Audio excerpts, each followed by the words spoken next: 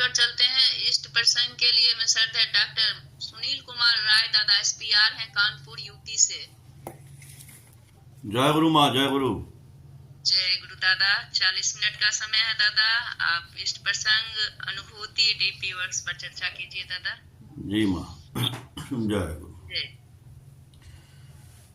परम प्रेम में शिशि ठाकुर, परम आराध्या जगत जननी शिशि बड़मा, परम पूज्य पाद शिशि बड़दा, परम पूजनीय वर्तमान आचार्य शिशि दादा के श्री चरणों मेरा कोटि कोटि प्रणाम। आज इस ऑनलाइन सत्संग में उपस्थित आप सभी पंजाधारी दादा लोगों को मेरा हार्दिक जय गुरु, और सभी गुरु भक्तों, माताओं, बहनों, बच्चों को मेरा हार्दिक जय गुरु। दास दादा ने, डॉक्टर दास दादा ने हमको इनवाइट किया था।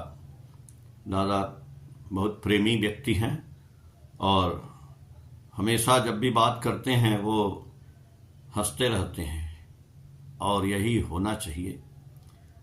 हम लोग,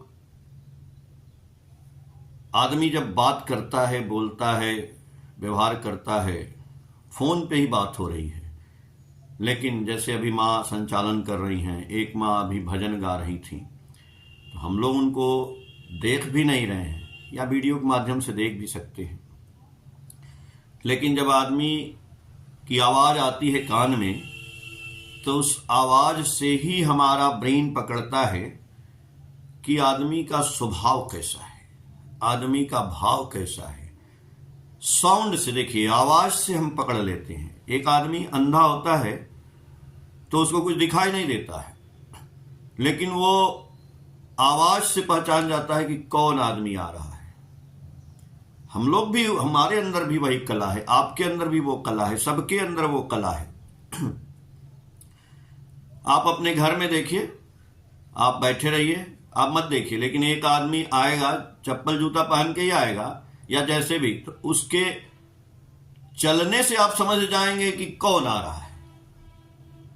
ये सेंस है हमारे दिमाग का जो डेवलप है, वो चलने वाली बात को भी समझ जाता है कौन आदमी आ रहा है।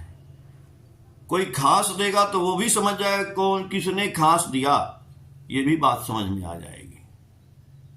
ये कैसे होता है भाई? यानी इस शरीर में जो है ना, चमत्कार भरा पड़ा है, इसको चेतन करना है। ठाकुर जी ने कहा है कि चेतन करना ही भगवान का आशीर्वाद है। हमारे अंदर सब कुछ है, आपके अंदर सब कुछ है। कबीरदास ने कहा है ना कि जो ब्रह्मांड में है वही इसी भांड में है, और इसी को चेतन करने के लिए हम गुरु को धारण करते हैं कि हमारे अंदर की चेतना जागृत हो जाए। और कोई बात नहीं है, खजाना भरा पड़ा है अंदर, आपके अंदर, इनके अंदर। हम कहीं भी घूम लें और कहीं ना घूमें, बात बराबर है। जिस दिन ज्ञान हो जाएगा, यहीं पे भगवान है, कहीं और है नहीं। एक दोहा है, कस्तूरी कुंडली बसए, मृग ढूढ़े बनमाए, ऐसे घटी घटी राम हैं, दुनिया देखे ना है। भाई, मृग के शरीर में, नाभि में कस्तूरी होता है, कस्तूरी में से बहुत सुगंध आता है, और सुगंध इतना सुंदर, इतना टेस्टी, इतना अच्छा होता है, मादक होता है, भ्रामक होता है। उस नशे में जो है, मृग माने हिरन, वो मृग को खुशबू आने लगती है, और मृग जो है उस खुशबू की तलाश में पूरे जंगल में घूमता है।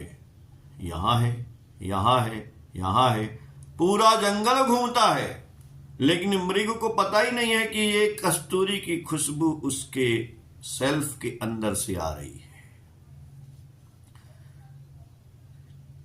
तो वही बात है, हम लोग भी, आप लोग भी, हम सब वही मृग हैं, और भगवान का आशीर्वाद कहीं और से नहीं आने वाला है।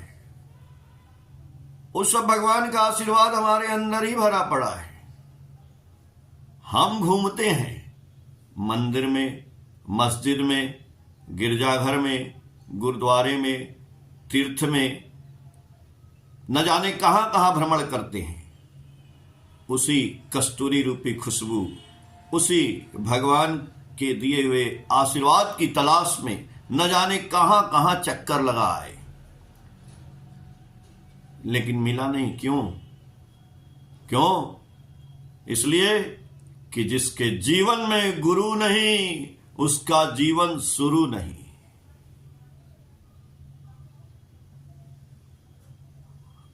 तो फिर सवाल उठता है कि जिसके जीवन में गुरु है तो क्या वो उसका सब कुछ बदल गया? जी नहीं।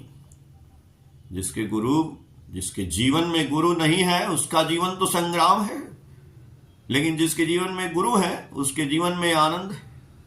लेकिन जो गुरु की बात को लेके चलता है, करता है, उठता है, बैठता है, सोता है, संवरता है, अरे जिसने अपने गुरु के लिए ही अपना पूरा जीवन न्यौछावर कर दिया है। सांस सांस पे ना मले सांस व्यर्थ न होए, ना जाने इस सांस का आवन होए न होए।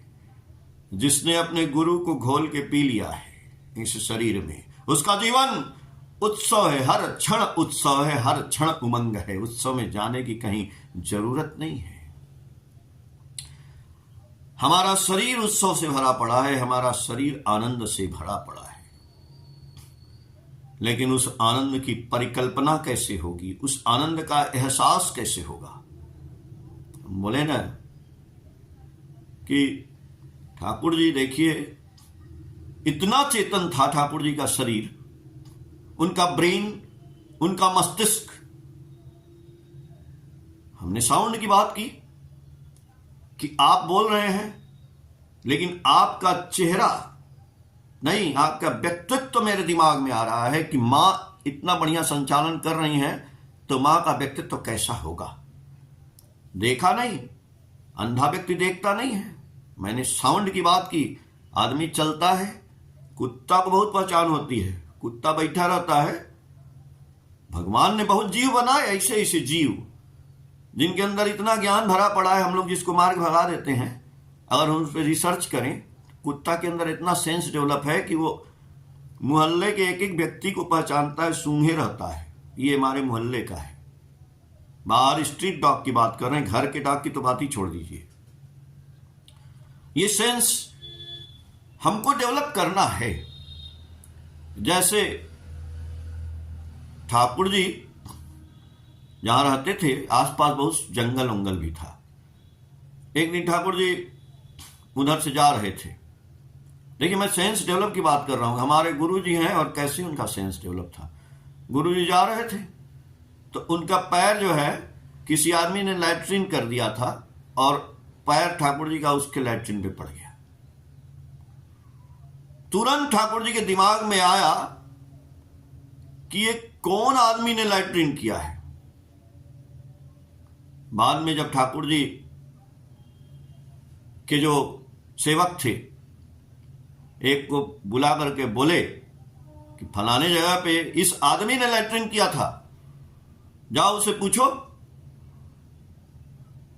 तो वो उसी के पास जाता है और जाकर के पूछते हैं कि भाई, ठाकुर जी बोले हैं आप फलाने जगह पे आपने लैट्रिन किया था। बोले हाँ किया तो था, लेकिन वहां आप कैसे चले गए? ये देखिए,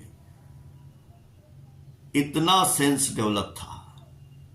वो तो भाई सदगुरु हैं, पर ब्रह्म है, भगवान है, दुनिया के मालिक हैं, लेकिन वो कह रहे हैं कि नहीं, जो हमारे अंदर है वो आपके भी अंदर है, वो आपके भी अंदर है, सबके अंदर है। तो उस सेंस को डेवलप कर लेना है। और जिस दिन सेंस डेवलप हो जाएगा ना, उस दिन आपके अंदर का खजाना तो खुद ही भरा पड़ा है। मैंने कहा ना, कस्तूरी कुंडली बसै मृग ढूंढे बनमाए, ऐसे घटी घटी राम है दुनिया देखे ना है। कहां जाएंगे महाराज? सब कुछ तो आपके पास ही भरा पड़ा है, इसको व्यर्थ क्यों कर रहे हैं? एक आदमी था और वो चिड़िया उड़ा रहा था। उसने खेती किया था, खेत में अपना अनाज लगाया था, खेत के किनारे सब पत्थर पड़े थे, उड़ाता मारता था, इसे चिड़िया उड़ जाती थी सब। आखिरी पत्थर बचा था उसके हाथ में। एक आदमी राहगीर उधर से आ रहा था। अब ये मारने वाला था चिड़िया को, देखा कि हाथ में पत्थर, तो राहगीर ने उसके हाथ को देखा और बोला, ओ भाई रुक रुक रुक, ये पत्थर फेंकना नहीं। बोला क्यों? मैं तो चिड़िया उड़ा रहा हूं। बोला नहीं, सुन सुन इधर आ। देखा पत्थर।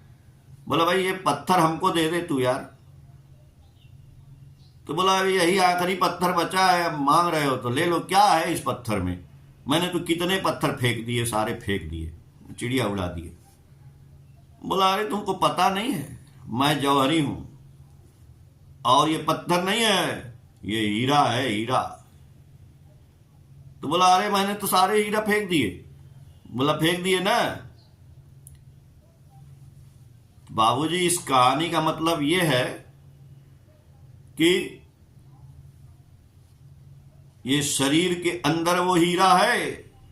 हमारी उम्र क्षण प्रति क्षण पर हल प्रतिपल हीरा खत्म हो रहा है, फेंके जा रहे हैं। जो उम्र बची है ना, उस हीरे को संभाल लेना है। यही हीरा है, इसको चेतन कर लेना है। चेतन होना भगवान का आशीर्वाद है, और भगवान का आशीर्वाद तब होता है जब भगवान के हम अनुशासनवाद में चलते हैं। भगवान का तो बहुत सा अनुशासन है। अभी मकर संक्रांति, खिचड़ी जिसको हम लोग बोलते हैं, उसका त्योहार गया। खिचड़ी में बहुत से लोगों ने दान किया, आपने भी किया होगा। काहे किया भाई? दान करने की क्या जरूरत है? कहते हैं ना कि धर्म किए धन ना घटे, जो सहाय रघुबीर। ठाकुर जी तो कहते हैं कि देना ही पाने की जननी है। अब बहुत से हमारे कवि लोगों ने बोला है दोहा कि वृक्ष कबहू नहीं फल भखै, नदीन संचय नीर, परमार्थ के कारणे साधुन धरा शरीर। पेड़ अपना फल खुद नहीं खाता है, नदी खुद का पानी नहीं पीती है। इसी तरह से सन्यासी और साधु सिर्फ अपने लिए नहीं होते हैं, वो परमार्थ के लिए होते हैं, दूसरों के उपकार के लिए होते हैं। तो जो करता है उसको क्या मिलता है? वृक्ष फल दे देता है, फिर फल आ जाते हैं। नदी पानी देती जाती है, नदी में पानी आता जाता है, आते रहता है। वैसे ही जो सन्यासी होते हैं परमार्थ के लिए होते हैं। तो ठाकुर जी से एक आदमी ने पूछा कि ठाकुर जी 50 साल के बाद तो आदमी को वानप्रस्थ आश्रम में चले जाना चाहिए, और आप चाहे हम लोग यहीं पे बैठे हैं और पूरा परिवार के साथ रहते हैं, और 50, 60, 70 के बाद तो सन्यासी हो जाना चाहिए आदमी को, सब छोड़ करके जंगल में चले जाना चाहिए। ठाकुर जी बोले हाँ, ये सब उस समय की बात है जब शंकराचार्य थे और महात्मा बुद्ध थे, उस समय था। लेकिन वानप्रस्थ का मतलब तो समझिए। हमारे गुरु जी ने, ठाकुर जी ने वानप्रस्थ का मतलब क्या बताया? 50 साल के बाद वानप्रस्थ, यानी 50 साल तक आपने सिर्फ अपने परिवार की सेवा की। अब 50 साल के बाद आपका परिवार और बड़ा हो जाना चाहिए, और भी कई परिवार की सेवा करना है। इसको बोलते हैं वानप्रस्थ। देखिए गुरु जी का एक एक चीज आप पढ़ेंगे, एक एक चीज सुनेंगे तो आश्चर्य हो जाएगा। क्योंकि कई लोग आपसे भी चर्चा करते होंगे कि कैसे सन्यासी हैं यार। हमारे गुरु जी को भी लोग बोलते हैं अरे भाई गृहस्थ सन्यासी हैं, वो तो सन्यासी ही हैं, सन्यासी पैदा ही हुए थे। सन्यासी का मतलब जानना है। जो मैंने बोला ना कि भगवान कहाँ रहते हैं उसका मतलब जानना है, दान देने का मतलब जानना है। ठाकुर जी तो बोले हैं कि दान देकर जितना प्रकाश न किया जाए उतना ही आप अहंकार से बचेंगे। लेकिन आज हम लोग थोड़ा सा दान करते हैं, 10 जगह बोल आते हैं भैया हम दान किए थे, भैया हम ठाकुर जी को दिए थे, मेरा मोबाइल में लिख देना कि इतना रुपया मैंने दिया था। दान करके हमको पता ना चले, ठाकुर जी के बक्सा में हम 2000, 4000, 10,000 डाल दिए तो डाल दिए, तभी हम अहंकार से बचेंगे। लेकिन हम दान करके और जितना चारों तरफ घूम घूम ढिढोरा पीटेंगे तो आपका अहंकार कहाँ खत्म हुआ? अहंकार नहीं गया।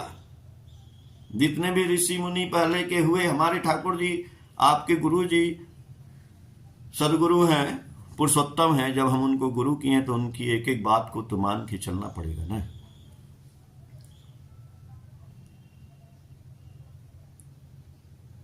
तो वही गुरु जी की बात मैं बोल रहा हूं कि जब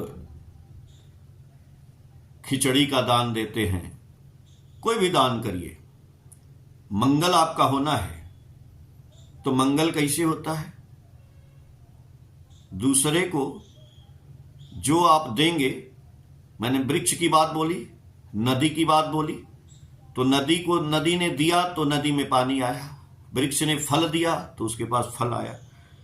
तो भाई हम जो चीज चाहते हैं, जो भी चीज चाहते हैं, वो हमको देना पड़ेगा पहले, और जब हम देंगे तो ऑटोमेटिक वो हमारे पास आएगा। ये भव सागर है, समुद्र है, समुद्र की लीला आप जानते ही हैं। आप तो बंबई में आप लोग रहते हैं, जो लोग समुद्र में कुछ जाके फेंकिएगा, मैंने सुना है कि समुद्र में से फिर वो लहर उसकी वापस कर देती है। तो ये जो ब्रह्मांड है पूरा, ये वही समुद्र है, और इस समुद्र में जो हम देंगे वो वापस लौट के आएगा। क्या देंगे? इस समुद्र में हम क्या देंगे? ठाकुर जी ने क्या बोला? Roll on like a flood over the suffering, sorrow and calamities with love, service and sympathy. इस परिवेश में हमको देना पड़ेगा। केवल ठाकुर ठाकुर कहने से कुछ नहीं होगा, केवल नाम करने से भी कुछ नहीं होगा। नाम क्यों किए? नाम क्यों किए? केवल बैठ के नाम किए कि काम चोर हो जाए? नाम करने वाला कर्मयोगी हो जाएगा। नाम करने से आलसपन दूर होता है, नाम करने से ब्रेन शार्प हो जाता है। वो जो बैठा हुआ आदमी है काम करने लगता है, और वो काम नहीं कर रहा है तो झूठे नाम कर रहा है, वो बेईमानी वाला नाम कर रहा है, वो कुछ नहीं कर रहा है, खाली दिखावटी बस बैठे हुए नाम। क्या नाम है? नाम करने का मतलब ठाकुर जी ने बोला कि परिवेश की सेवा हो जानी चाहिए। First you serve yourself body, you are the soul. आप आत्मा हो, हम भी आत्मा हैं। तो नाम किया तो क्या किया? पहले इस शरीर के व्यक्तित्व का निर्माण हो गया, किया ना। अगर इस शरीर का व्यक्तित्व का निर्माण नहीं हुआ, ये शरीर गंदा रहा, न नहाया, न धोया, न खाया, न पिया, न समय से उठा, न जागा, न लोगों को देखा, न भाला, तो क्या किया? न एक्सरसाइज किया। भाई शरीर को बीमार करते हैं तो आप ठाकुर की बात नहीं मानते, और शरीर बीमार होता है तो ठीक करना भी आपका कर्तव्य है, क्योंकि ये शरीर आपका नहीं है, ये शरीर हमारा नहीं है, ये शरीर ठाकुर ने दिया है हमको। क्यों दिया है? इस परिवेश की सेवा करने के लिए, परिपार्श्विक की सेवा करने के लिए। परिवेश में क्या क्या आता है? आदमी आता है, पशु आता है, पक्षी आता है, पेड़ आता है, अरे पूरा पर्यावरण आता है। इसीलिए ठाकुर जी ने कहा है कि सबको बचाना, अपने बचना, इसको ही तू धर्म समझना। धर्म में सभी बचते पढ़ते, संप्रदाय को धर्म में कहते। भैया एक दिन मैं एक हॉस्पिटल के पास खड़ा था, तो एक आदमी आया, हमसे बोला, बढ़िया था यार, शरीर और बढ़िया था, और एक वस्त्र टांगे हुए था ऐसे गेरुआ टाइप का। आया, बोला बाबूजी कुछ दीजिए। हम कहे कि तुम्हारे पास कुछ है नहीं क्या? बोला कि नहीं कुछ नहीं है, तभी तो मांग रहे हैं। तो हम बोले यार तुम्हारे पास तो बहुत कुछ है यार। तो बोला क्या है? हम बोले तुम्हारा शरीर जो है। अच्छा ये बताओ, तुम्हारे पास कुछ नहीं है तो तुम कुछ खाते पीते हो? गुटखा खाते होगे, बीड़ी सिगरेट पीते होगे, तो हमको देख रहा है। अब सोचिए, जिसके पास जो मांगता है घूम घूम के, वो भी गुटखा भी खाता है, बीड़ी भी पीता है, और अब आप सोचिए गुटखा कै रुपया किलो है? 500-1000 रुपया किलो होगा गुटखा। कुछ पैसा नहीं है लेकिन वो खाएगा। 5 रुपए किलो का एकदम गरीब आदमी भी 1 रुपए का शैम्पू ला के लगाएगा और 2-4-5-2,000 रुपए किलो शराब होगा तो शराब भी पिएगा। तो सब कुछ इतना महंगा है और पैसा कुछ नहीं है, लेकिन वो खाता है, यूज करता है। कहां से भाई? तो इतना महंगा महंगा चीज एक गरीब आदमी भी जिसके पास कुछ नहीं है उसको मिल जाता है, और आप उसको बोलोगे भैया दूध पी लो, भैया काजू किशमिश खा लो, खाना खा लो, अब बाबूजी बहुत महंगा है, कैसे खाएंगे? तो हमने उस आदमी से कहा कि तुम्हारे पास बहुत दौलत है भाई। बोला हमारे पास कहा कुछ नहीं है। हम कहे यहीं हॉस्पिटल के पास खड़े हैं, चल मेरे साथ हॉस्पिटल में। ये 2 आंख है ना तुम्हें, तेरी 1 आंख दान करवा देते हैं और 2-4 लाख रुपया मिल जाएगा। 1 आंख से काम चलेगा ना, तुमको जिंदा ही तो रहना है। तुम्हारे पास 2 किडनी है, किडनी दान कर दो, 1 किडनी से काम चल जाएगा। इसे भीख मांगने से क्या फायदा है? पैसा मिल जाएगा, बैठे रहो। भाई आप अपने शरीर को सोचिए कि कितना कीमती है। डॉलर और पैसा नहीं, बहुमूल्य है, जिसका मूल्य ही नहीं है। अगर डॉलर में कई ट्रिलियन डॉलर मान लीजिए, बहुत कीमती है। लेकिन हम इस शरीर की अवहेलना किए हुए हैं। अरे कुछ नहीं है महाराज। अरे भाई महाराज, आपका शरीर तो इतना कीमती है कि आपको पता ही नहीं है, हमको पता ही नहीं है। इसीलिए नहीं पता है, चेतन नहीं है, चेतना लुप्त हो गई है। आज इसका चेतना ही लुप्त हो गया है। और चेतना कहां चली गई है? खाली पैसा में। पैसा पैसा पैसा। अरे भाई पैसा क्या पैसा? ठाकुर जी बोल रहे जो दोगे वही मिलेगा। क्या दिया? अब समुंदर में क्या फेंका? समुंदर में मैंने 1 बोतल फेंका, बोतल वापस आ गया। अच्छा, कोई बंद कमरा है जहां आवाज गूंजती है, कोई घाटी है जहां आवाज गूंजती है, वहां क्या होता है? वहां कुछ फेंकना नहीं होता है। वहां आप बोलोगे, आवाज दोगे ना, तो आवाज लौट करके आएगी। देखते हैं ना, गूंजती है, बहुत बड़ी बड़ी घाटी है, उसमें बोलेंगे, उसमें आप जो भी बोलेंगे नमस्कार, तो उधर से आवाज आएगी नमस्कार। देखिए नेचर भी वो दे रहा है आपको। एक बंद कमरे में भी आप बोलते हैं तो आवाज आती है। तो ये सब ये जाता नहीं है भाई। वही ठाकुर जी तो बोल रहे हैं कि देना ही पाने की जननी है। जो आप दोगे वही मिलेगा। तो दूसरे की मंगल कामना ही अपने मंगल की प्रसूति है। हम जाते हैं ठाकुर जी के पास, ठाकुर जी मेरा मंगल करिए, ठाकुर जी मेरा ये कष्ट है, दुख दूर करिए। कभी नहीं होगा, ऐसे नहीं होगा। होगा जब हम ठाकुर जी के पास जाके बोलेंगे, ठाकुर जी इस परिवेश में हमारे पड़ोसी हैं, हमारे एक रिश्तेदार हैं, हमारे एक मित्र हैं, या कोई भी अननोन व्यक्ति है, वो बड़ा संकट में है, प्रभु जी उसके लिए कुछ मंगल की मैं आपसे कामना करता हूं। बस दूसरे के मंगल के लिए जब आप काम करेंगे तब आपका मंगल हो जाएगा। कभी भी अपने मंगल के लिए। ठाकुर जी के यहां तो इतने लोग आए, आज भी आते हैं लोग, तो ठाकुर जी तो बोलते हैं क्या कि हमको पैसा दो, प्रणाम करो। अपने से आप देते हैं जो देना है, और जिंदगी भर ठाकुर जी मंगल ही किए दूसरे का।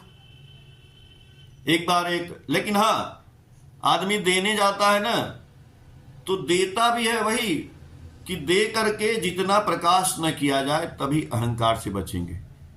एक दादा थे, पैसे वाले व्यक्ति थे। एक दिन उनकी इच्छा हुई, गए ठाकुर जी को कि हम ना उनको एक धोती देंगे। उस धोती का नाम था शांतिपुरी धोती। उस समय बहुत महंगा शायद मिलता था। तो सोचे कि बहुत सुंदर धोती है, ले जाके ठाकुर जी को देंगे, ठाकुर जी पहनेंगे। तो गए और ठाकुर जी के पास बैठे, प्रणाम किए, ठाकुर जी को धोती दिए। ठाकुर जी वो धोती लिए और बहुत प्रसन्न हुए। बोले अच्छा ये धोती मेरे लिए दिए? बोले हाँ, ठाकुर जी रख दिए। फिर वो वहीं बैठे रहे, ठाकुर जी अपना गुड़गुड़ा पी रहे हैं। उसके बाद थोड़ी देर बाद कुछ आदमी और आ गए, बैठ गए सब। तो ठाकुर जी के जो सेवक थे उनसे बोले ये धोती ना उसको दे दो, दूसरे आदमी को। बोले दे दो। बोले कि तुम पहनना इसको। अरे बाप रे, ठाकुर जी धोती दे दिए तो जो सज्जन उनको दिए थे ठाकुर जी को कि ठाकुर जी पहनेंगे, तो वो कह रहे हैं कि अरे ठाकुर जी हम धोती तो आपको पहनने के लिए दिए थे, आप उनको दे दिए। तो ठाकुर जी बोले कि तुम हमको धोती दिए ही नहीं थे, अगर तुम हमको कुछ दिए तो वो तो ये मेरा न हो गया। आज जब मेरा हो गया इससे अब तुमको क्या लेना देना, हम चाहे पहने चाहे इसको फेंक दें, लेकिन हम दूसरे को दिए तो तुमको कष्ट हो रहा है, यानी तुमने हमको धोती दिया ही नहीं। अभी तुम अपने अहंकार में ही हो कि मैंने ठाकुर जी को इतनी महंगी धोती मैं पहनाने के लिए आया हूं। हम क्या देते हैं ठाकुर जी को? आप देखिए उपासना में क्या लिखा है। उपासना एक किताब है ना, 1 रुपए की, जिसमें प्रार्थना है ठाकुर जी का, सबके पास होगा, तो उसमें आप पूरा पढ़िएगा पीछे। ठाकुर जी ने अपने SPR जो ठाकुर जी के ऋत्विक हैं, सहप्रति ऋत्विक हैं, इनके बारे में भी चर्चा किया है। भाई ये ऋत्विक क्यों बनाए गए हैं? ठाकुर जी ने कहा ना, अब हम लोग जैसे हम भी हैं SPR, तो ये सब बातें हम लोग खुद नहीं बताते हैं, आप लोग पढ़िए जानिए। ठाकुर जी बोले कि यदि हमको तुम खिलाना चाहते हो, ठाकुर जी सशरीर अवस्था में तो इस समय है नहीं, तो ठाकुर जी बोले यदि तुम हमको खिलाना चाहते हो तो हम ऋत्विक के कंधे पे सवार होके चलते हैं। तो ऋत्विक को यदि एक रसगुल्ला खिलाते हो तो मैं ही खाता हूं। आप ऋत्विक को कुछ देते हैं तो भी वो ठाकुर जी को ही देना होता है। तो कभी कभी जैसे अभी हम बोले ना मकर संक्रांति आया, तो उसमें अरे ऋत्विक का मतलब ठाकुर जी का पुरोहित, ठाकुर जी की सेवा करने वाले, उनको देने का मतलब वो भी ठाकुर जी को देना है। जैसे आप आचार्य को देते हैं तो कभी कभी ऋत्विक दादा को भी आप दान दक्षिणा दे दिया करिए। वो भी समझिए कभी ठाकुर जी की तरफ आप अपने घर पे यदि एक ऋत्विक दादा को बुला के खाना वाना खिला देते हैं तो ये मान के चलिए कि ठाकुर जी ऋत्विक के मुंह से खाते हैं। ये सोच की बात है, लेकिन हम लोग कभी कभी वैमनस्य के भावना से अरे वो ऋत्विक तो बहुत बेकार है, बहुत कैसा बोलता है, क्या है। अरे आप बनाए हैं ऋत्विक, जरूर उसका कुछ कर्म रहा होगा अच्छा, तो भगवान ने उसको चुना। बहुत से गंदे गंदे लोग जो थे, जो डाकू थे, रत्नाकर डाकू वाल्मीकि बन गए। अब आप उसको बोलिए डाकू था, हम कहाँ हैं उसको प्यार करेंगे? अरे जब था तब था, इस समय तो ठाकुर जी की सेवा कर रहा है। आप कहां जाएंगे ठाकुर जी को पाने? उसी में न पाएंगे। अब आचार्य के पास हर वक्त तो आप देवघर जाएंगे नहीं, तो आपके मुंबई में जो है, आपके शहर में जो है, आपके आसपास कौन है जो ठाकुर जी के कर्मी हैं? आप देखिए उनको इज्जत करिए, वो आपकी भले ना इज्जत करें, आपसे नफरत करेंगे, लेकिन आप तो उनको ठाकुर जी मान के न कर रहे हैं भाई कि ठाकुर जी का सेवक है। ठीक है, जो आदमी अच्छा करेगा वो भी ठाकुर देख रहे हैं, जो आदमी बुरा करेगा वो भी ठाकुर। तो ज्ञान डेवलप करने की बात है। यही बोले कि ज्ञान तो आपके अंदर भरा पड़ा है। हम लोग आदमियों से तुलना करने लगते हैं। तुलना क्या करना है? हमें अपने व्यक्तित्व को निखारना है, और हमारा व्यक्तित्व तभी निखरेगा। देखिए एक मैं कहानी याद आ रही है, बहुत मार्मिक कहानी है। एक लकड़हारा था। वो लकड़हारा जो है लकड़ी काट के अपना पेट भरता था, बहुत मेहनत करता था। तो भी उसकी जो है ना 2 जून की रोटी भी नहीं खा पाता था। 1 आध जून रोटी खाता था, 1 आध जून जो है ऐसे ही भूखे सो जाता था। एक दिन सवेरे सवेरे अपना उठा और खाना वाना बनाया, और खाना वाना बना करके और जैसे ही खाने बैठा कि उसके दरवाजे पर दस्तक हुआ। बोला ये भाई कौन आ गया? तो दरवाज़ा खोलता है तो देखा कि एक फकीर बाबा खड़े हैं। बोलते हैं भाई मैं भूखा हूँ, अल्लाह के नाम पे कुछ खिला दो। तो वो 2 ही रोटी तो उसके पास थी। बोला कि ठीक है चलो आज इन्हीं को खिला देते, मैं खाऊंगा, भूखे रहूंगा। तो फकीर बाबा को वो रोटी उसने दे दिया, उस लकड़हारे ने। फकीर बाबा खा लिए। खाने के बाद बोले कि कुछ पूछना है तो तुम पूछ लो, अल्लाह तुम्हारा भला करेंगे। तो लकड़हारे ने बोला कि बाबा आप अपने अल्लाह से पूछना कि मैं इतना मेहनत करता हूं, मैं किसी से कम मेहनत नहीं करता हूं, दिन भर मेहनत करता हूं। अब देखिए हम लोग भी वही करते हैं। हम लोग, कोई आदमी बहुत मेहनत करता है, बहुत कम उसको मिलता है। अब बहुत आदमी इसी दुनिया में बहुत कम मेहनत करता है, कुछ नहीं करता है, उसके बाद बहुत पैसा रुपया आ जाता है। तो बोला बाबा आप ना अल्लाह से जाके पूछना कि मैं तो दिन भर ईमानदारी से मेहनत करता हूं, लकड़ी काटता हूं, फिर भी हमको 1 ही जून की रोटी मिलती है, दूसरे जून में तो भूखे ही सोता हूं, या तो सुबह या तो शाम। तो बोला कि बस इतनी सी बात है, मैं कल आऊंगा तुम्हारे दरवाजे पे और कल मैं बताऊंगा तुमको। बोला कि अच्छा ठीक है। अब देखिए वो फकीर चला गया। सुबह सुबह उसके दरवाजे पर दस्तक होती है तो देखा कि फकीर साहब खड़े हैं। बोला हाँ बाबा। बोले भाई हम अल्लाह से पूछ के आए थे तेरे लिए। बोले तो क्या बोले अल्लाह? बोले अल्लाह बोले कि तेरी उम्र जो है 80 साल है, और 80 साल, लेकिन तुम्हारे भाग में 8 क्विंटल अनाज है, और उस 8 क्विंटल अनाज को 80 साल खाना पड़ेगा। तो अगर दोनों वक्त दे देंगे तो जल्दी खत्म हो जाएगा। तो तुम्हारा उम्र भी गुजारना है, उनको 80 साल तक तुमको जिलाना है। अब देखिए हम लोग जी रहे हैं, कोई बहुत अच्छी तरह से जिंदगी गुजार रहा है, हंसी खुशी से, प्रसन्नता से, आनंद से, उत्सव मना के। कोई आदमी कुड़ कुड़ के जी रहा है, मर मर के जी रहा है, सोच सोच के चिंता में डूबे पड़ा है, रोज रोज कभी यहां दर्द कभी वहां दर्द, माथा दर्द, पेट दर्द, भैया उसमें भी जी रहा। काहे? मैंने बोला ना, जिसके जीवन में गुरु नहीं उसका जीवन शुरू नहीं। भाई ठाकुर जी बोले जब समाधि अवस्था में थे, बोले कि मनुष्य एक मुर्गा पोसता है, पक्षी जब पोसता है मुर्गा मुर्गी, तो उसको भी खाना देता है।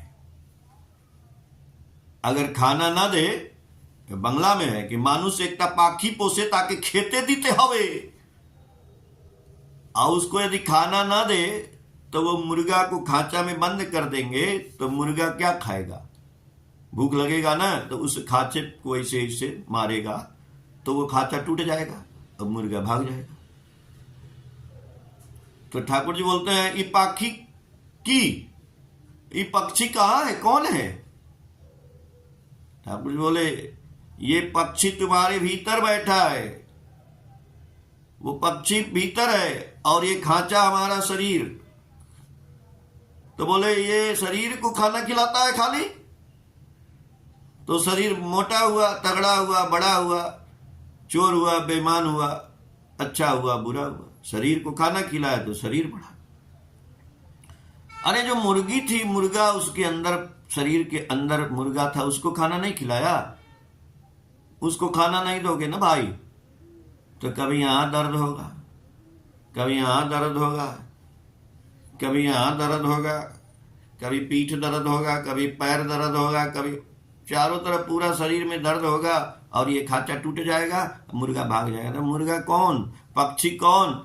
ठाकुर बोले यही तुम्हारी आत्मा, ये मेरी आत्मा, यही मुर्गा है भाई, यही पक्षी है जिसको हम अंदर बांधे पड़े हैं, जिसको रखे हुए हैं। सवेरे चाय पी लेते हैं, बिस्किट खा लेते हैं, बम्बई में पाव भाजी खा लेते हैं, बड़ा पाव खा लेते हैं, जलेबी खा लेते हैं। अरे इस शरीरवा को कितना खिलाएंगे भाई? इसके अंदर के मुर्गे को भी खिलाना है। अब सवाल उठता है कि वो आत्मा खाती क्या भाई? उसका खाना तो बताओ। उस आत्मा, उस मुर्गा, उस पक्षी का खाना है नाम, भगवान का नाम जो आपको मिला हुआ है महाराज, उसको खिलाना है ना। पहले सुबह उठ के नाम ध्यान किया नहीं? एक बार बड़दा बोले, आदमी कहता है ठाकुर जी का उत्सव हमने मनाया, ये किया, वो टेंट लगा, वो फूल, वो भंडारा, ये वो बात, खूब ताली बजा, ये उत्सव आनंद मनाया गया। ठाकुर पूछे कि तुम सब कुछ किए, बहुत अच्छी बात है, लेकिन ये बताओ रोज तुम कितना नाम ध्यान करते हो? 1 घंटा नाम ध्यान किया? बोला नहीं। बोले कुछ नहीं किया। कुछ नहीं होगा तुम्हारा, जाओ। तुम खाली आनंद मना लिया, उत्सव कर दिया, ये कर दिया, तंबू टांग दिया, पैसा ले लिया, भंडारा खिला दिया, और नाम 1 घंटा नहीं किया। बोले ठाकुर जी के लिए तुमने कुछ भी नहीं किया। रोज करना है नाम, आसन पे बैठ करके। नहीं आसन पे बैठते हैं तो जहां बैठे हैं महाराज, कितना लोगों के घर में जगह है नहीं है तो कहां आसन पे बैठेगा? ठीक है, तो बिस्तर तो है, जहां सोते तो होंगे। असली काम किया नहीं तो इस मुर्गा को, पक्षी को खाना खिलाया नहीं, खाना खिलाया नहीं, यहां दर्द वहां दर्द, सब जगह शरीर में पूरा दर्द दर्द, तो क्या होगा? तो कैंसर भी हो गया। जाओ। ठाकुर जी बोले हरिनाम कर ले, सब किछु भालो हो जाए, रोग शोक दुख ताप किच्छु थाके ना, नामई ब्रह्म आमई ब्रह्म धारते पारे। अरे हरिनाम के पीछे आप पागल नहीं हुए तो क्या हुआ? नशा ही नहीं, आपको नशा ही नहीं हुआ, सुरेरे नहीं चढ़ा, क्या गांजा पीते हैं? अरे नाम को पीजिए ना भाई। तो वो फकीर आया ना, फकीर बोला कि भाई तुम बोले थे कि अल्लाह से पूछ के आना, मैं अल्लाह से पूछ के आया था, तेरे भाग में 8 क्विंटल अनाज अल्लाह ने भेजा है, देखो मैं बाहर रखा हूं, ये ले जाओ। और इसको 80 साल खाने के लिए बोले थे, तो इसलिए तुमको 1 टाइम का भोजन मिलता है, 1 टाइम तुमको भोजन मिलेगा नहीं, ऐसे ही रहोगे। तो बोला, अब लकड़हारा भी बहुत चालाक था, बोला हम ये 8 क्विंटल अनाज खाने के लिए 80 साल जिएंगे, हम इसको जल्दी से खा के मर जाएंगे कि बैठे रहेंगे? तो बोले तो खा जाओ। ले लिया। अब लेके सोचा कि भाई ये भी खाने में बहुत टाइम लगेगा यार, कौन इसके खाने के लिए बैठा रहे? तो दिमाग लगाया, जितने गया अपना इधर उधर, और जितने लोग भूखे प्यासे नंगे सब थे, जिसको जरूरत थी खाने की, सबको बुलाया, खाना बनाया, सबको खिलाया, अपने भी खाया।